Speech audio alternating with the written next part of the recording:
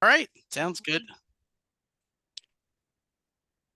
So I'm Martha Jordan for those of you who haven't met me yet.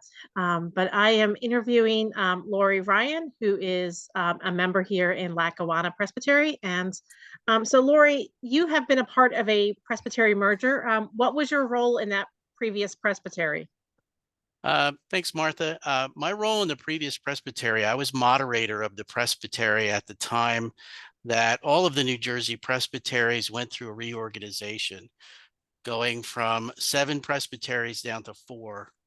And so I was moderator of the presbytery for West Jersey at that time, and went through that process. The Presbytery of West Jersey did not merge with another presbytery, but I was involved with others who were going through that. So that's kind of been my experience with it. I also was president of the board of trustees for the Presbytery while moderator, so had some experience dealing with some of the backing and forthing of documents and legal stuff and financial stuff. So I have that experience too.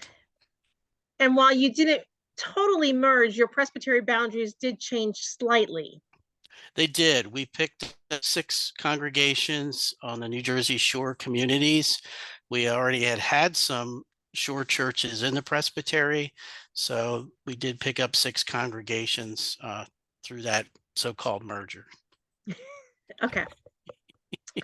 Um, that New Jersey one's kind of a unique situation there. So Yeah, it was. It was yeah. for sure. Um, from a high level perspective, what are one or two things that your presbytery did that were particularly helpful in the process of what all you did there in New Jersey? Yeah, I think the biggest thing was communication. Like that's like the biggest thing for anything in life, I guess. But it was frequent communication from the presbytery through email, through the biweekly e-news that went out, just giving a blurb or a little bit of an update on where things were, what we were waiting for, just plain simple bullets, nothing fancy or a big narrative or anything like that. Just so folks knew what was going on. And this went out to all the clerks of session as well as the pastors, so they would have that information at the same time.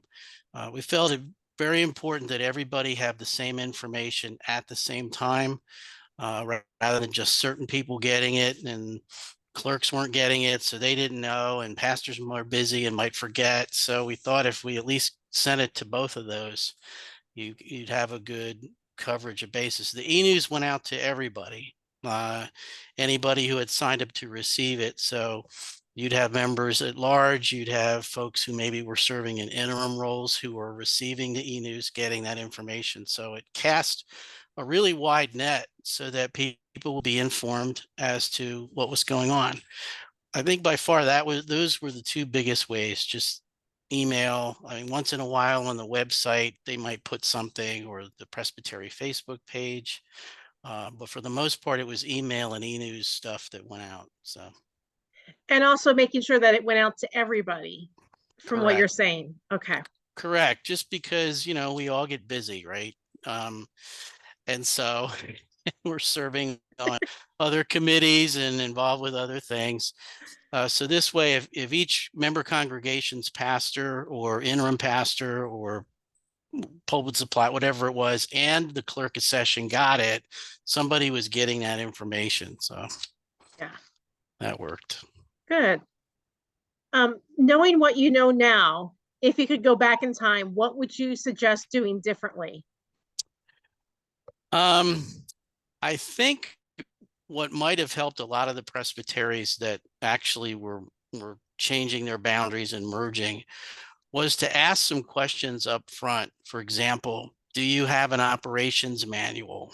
Do you have a misconduct policy? These things in writing.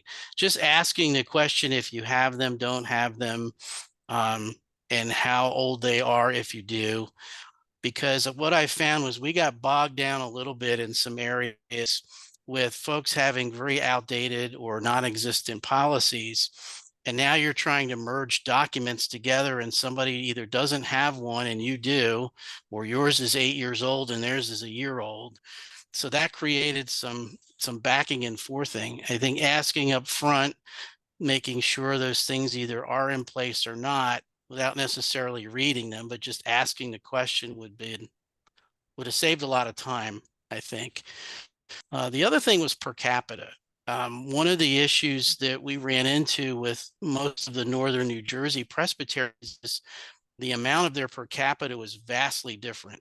For example, in the Newark Presbytery, their per capita was about $10, but in some of the other presbyteries, it was as high as $38 or $40 because endowments were much different.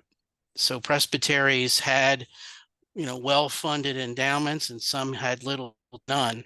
So when the merger process began to take place and financial documents were exchanged and this was realized, one of the core reasons for doing the reorganization was to get the financial resources fairly even between these presbyteries, so that folks that didn't have staff now might hire somebody. Folks that had a lot of staff maybe didn't need all that staff. And in those two cases, some folks were pretty upset when it went from $10 to like $40. So I think just without, it's part of the due diligence process, without getting lost in the weeds on financial stuff. It's just asking those questions. What is your per capita now? As far as what we're looking at doing with, Lehigh, I mean, that's a good question to ask. And the scale of this is much smaller than what I experienced in New Jersey. I mean, here we're just talking to presbyteries. There it was a whole state presbytery. So it's a lot different, but similar. Um, but I think I would ask some of that stuff up front, and we should have asked some of that, I think, a little earlier in the process than later on after, you know, everything started. Uh, so that's kind of, I think, what I would have done a little bit differently is find out if all those policies and procedures even exist, and B, asking things like per capita. Do you have a camp? Do you have some special thing that you fund or organization or something like that? Just trying to flush out some of that info as early as possible, I think would have been helpful. So, And I think the good thing with us is that Rhonda has helped some of that mhm, of there have been a couple times where we either haven't had a policy or Lehigh hasn't, and Rhonda has kind of been like, all right, let's talk about what a policy might be and right, let's see what, let's work with what one of you has and try to create right, from there. Um, correct. And but it just makes it easier. I have no idea what Lehigh's per capita is. Mm. Yeah, you just don't want the sticker shock, right? Let's say if it's, $25 and we decide it's going to be 30 or 40 or something, I you know, want that $10 per capita that'd presbytery. be nice. That would be nice, but yeah, I get just trying to get some of that because it helps avoid some of those landmines, right? There's things you're going to have to discuss, and again, some of this isn't going to get sorted out till you really start diving into like the financial stuff, for example. But I Yeah. think just asking the question up front, if there is such a big difference, know that hey, this might be something that's going to come up for some of the congregations involved with this. So I think that's good to ask. And you're right. I mean, if Lehigh has a policy that, Lackawanna doesn't, at least identifying which one that is. I think that would help a lot, doing Yeah. that in the beginning rather than, oh, all right, yeah, we voted. Okay, now what? And then we're trying to, put stuff together and go, my gosh, this policy is, 10 years old and ours is two. Do we use just ours? Do we, and it just kind of got a little messy. So Yeah. I think that would help a lot. So, So it sounds like you're giving a little bit of advice of what you might offer our presbytery as we pursue a merger, of kind of like start just looking at like what documents do each of us have, like, right. policies, looking at some financial stuff. What other advice would you give us? Um, I think as far as the question about what I would do differently, those were like the big ones. Those were the ones where I saw a lot of wailing and gnashing of teeth going on. Um, so other than that, I think it's just, always being transparent, always being communicative about what's going on, and being open about that. So folks don't, the rumor mill doesn't take over the process, and Yeah. things that are inaccurate start getting talked about. So, Okay. Um, let me see. Hold on a second. Um, okay. What type of committee structure would you recommend? ooh. Um, hmm, well, huh, that's a good question. Um, I And we've know been that, trying to get ours a little bit more in line with each other. like, the transition committee kind of thing or something like that. Um, and I think it's having the folks involved in that. Um, as far as, you don't want you don't want a committee of like 100 people. I think it's just, you're trying to figure out what's going to be efficient. Um, so I think, basically a transition committee, having representatives at different levels of responsibility from the different standing committees. For example, I'm on the Budget and Finance Committee for Lackawanna now. Maybe having one or two people from that, from each, if, or whatever that's called in Lehigh, um, COM, blah, blah, blah. I mean, just having a couple voices, point people, I guess I'd call it, on some of these committees to form as be a part of this transition committee. For example, if we find out that COM in Lehigh has a different policy procedure or than something in Lackawanna, you have people who can handle that, who you can contact, and they can hash that out and report back to the larger group. Hey, we found this issue and this is what we recommend.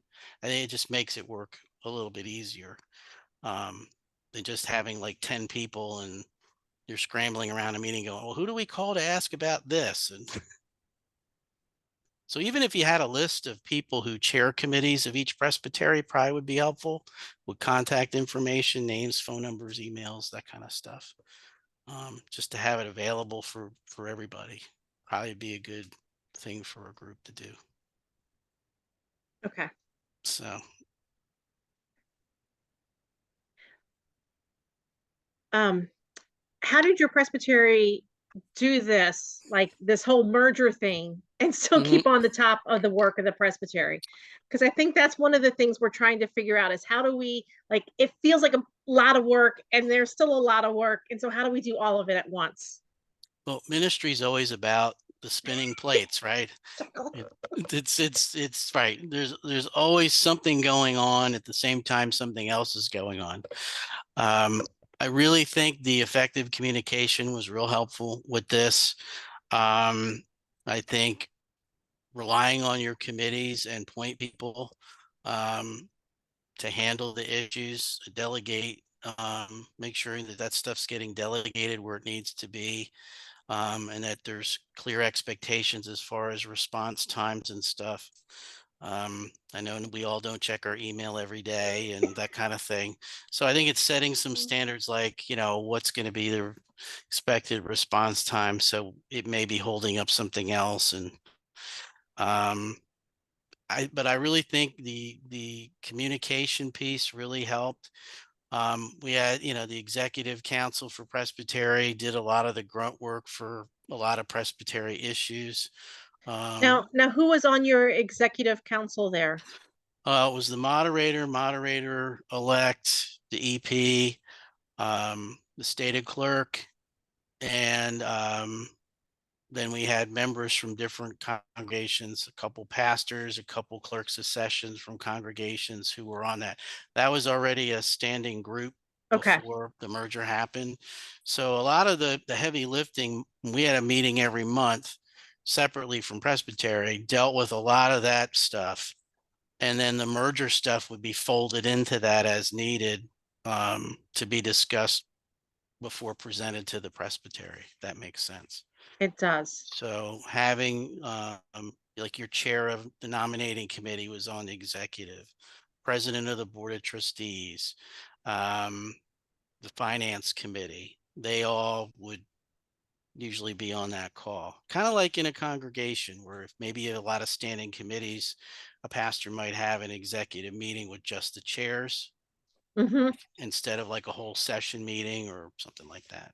So similar format. I think that was real helpful to handle the day-to-day stuff like the installations, ordinations, churches closing, a lot of those things that would pop up, property use issues. Um, Okay. that still got all handled because we had that separate group with chairs of those various committees and presbytery that we could handle that stuff and deal with it. So that was helpful. Okay. So, Um, right. and what do you think about our presbytery hiring somebody to coordinate and facilitate the merger process, something like a project manager? So, we have Rhonda right now, but she's Mhm. transitional. And Right. so, you know, is that something that you think would be a good idea? Well, I think it could be. Um, but I guess trying to develop what that position would look like, I think needs work. Um, rather than just looking at somebody who's been involved with mergers, it may be like in my prior career in commercial insurance. I was involved with a company that bought a company and a company that was sold to another company. Um, in the secular world, mergers and some of that stuff looks a lot different than a church denomination merger or presbytery mergers. So I think if we're going to have that position, it would really behoove us to kind of lay out what kinds of responsibilities that person would have, but also what kind of background they would need to have. Do we want someone who's in executive ministries, for example, um, or a pastor who's been involved like yourself with the merger of two congregations certainly brings a lot to this conversation. Um, I think it's a good idea. I have no idea what you'd pay them. Um, but I think before we get to that, it's identifying the skill set that's probably needed and what the responsibilities might be. I look at that role as kind of more of a shepherding role to make sure deadlines are met and things like that get done, which kind of falls under what Rhonda's doing, frankly, and our stated clerk.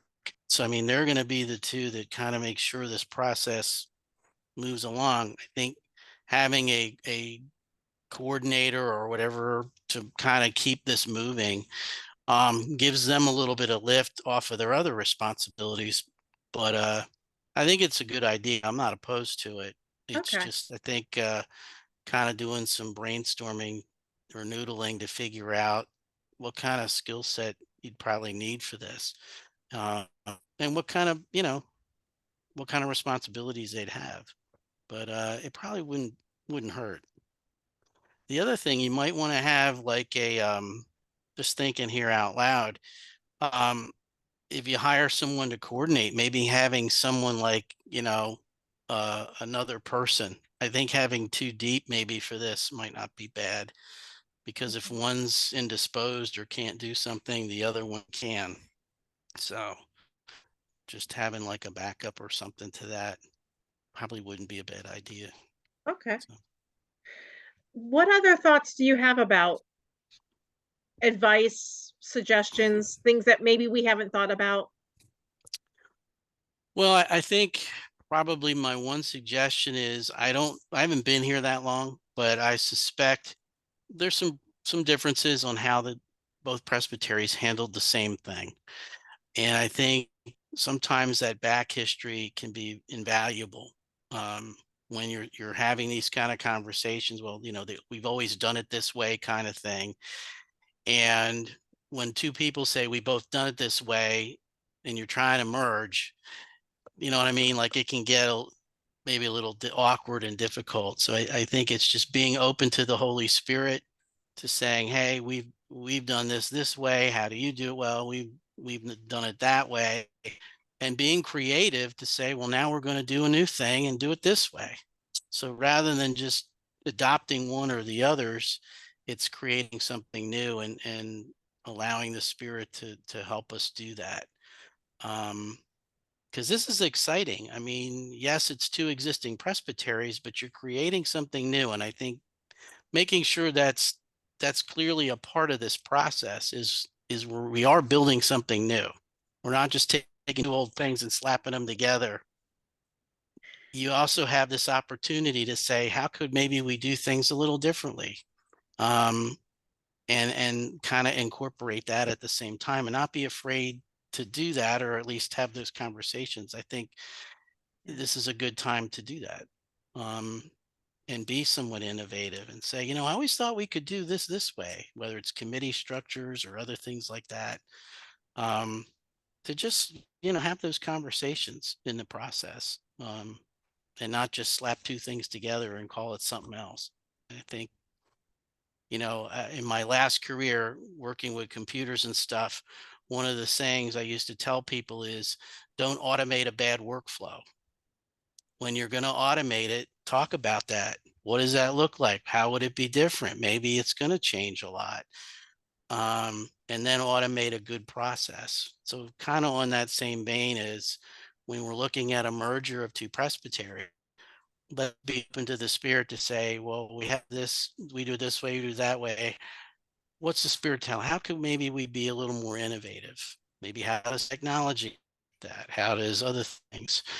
Um, so in a way, you're building something new, and giving people that opportunity to be able to participate that way. I think that's going to be huge.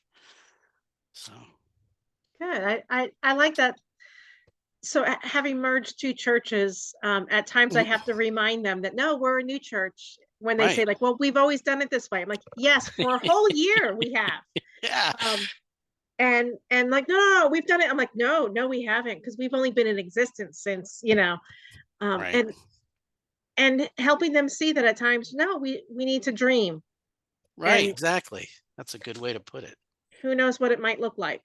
Right. Don't So don't be constrained to what you've done in the past yeah, to hold you back from what you want to be in the present or the future.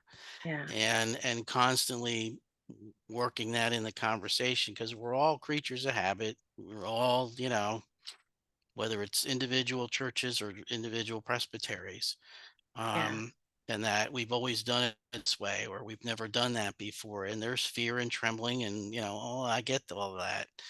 Um, but it's exciting. I've always been a person who likes building things. And why I had a lot of success in my last career was because I always got the insurance agents that were nobody wanted, that were bad and weren't doing producing business and stuff. So I would get them and turn them completely around just with some simple things. And you know, I like that. I helped start a new branch office in a new state. I mean, to me, people were terrified of that. I'm like, oh, this is great because I can't screw this up because it's all new. Right. no, So I guess with this, I look at it the same way, is like this could be, it's not just putting together of two things that exist. It's also dreaming and being creative and allowing the Holy Spirit to give us those opportunities to maybe approach things differently, yeah, um, and give it a shot.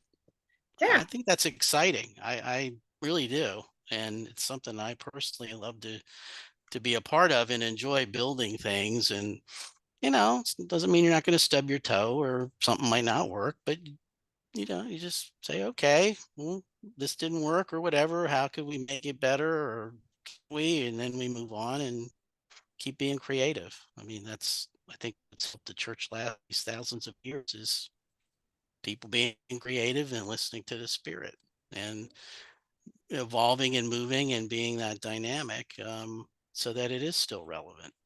yeah. Just so Well, I appreciate you, Lori, taking the time and chatting with me, you're very welcome. and we may continue to pick your brain some more. Well, that's fine. Not much up there, but sure, you can pick away. But no,